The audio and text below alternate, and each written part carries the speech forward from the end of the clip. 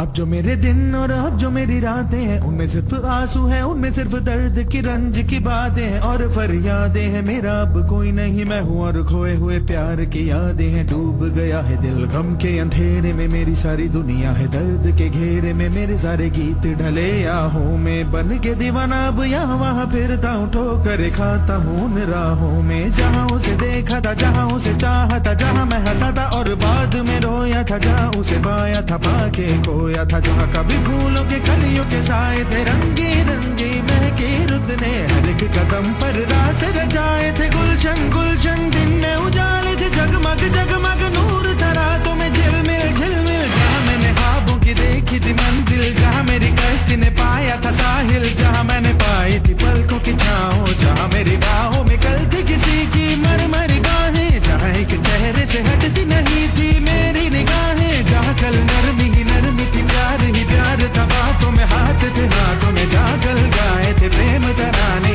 जहाँ कल देखे थे सपने सुहाने, किसी को सुनाए थे दिल के फसाने, जहाँ कल खाई थी जीने की मरने की कसमें, तोड़ी थी दुनिया की सारी रस्में, जहाँ कल बरसा था प्रीत का बादल, जहाँ मैंने थामा था कोई आंचल, जहाँ पहली बार हुआ था मैं पागल। अब उन राहों में कोई नहीं है, अब है वो राही मीरा मीरा, दिल भी है जैसे हैरान हैरान, जाने कहाँ गया मेरे सपनों का मेला, ऐसे ही ख्यालों में खोया खोया घूम रहा था मैं कब से अकेला। चमका सितारा जैसे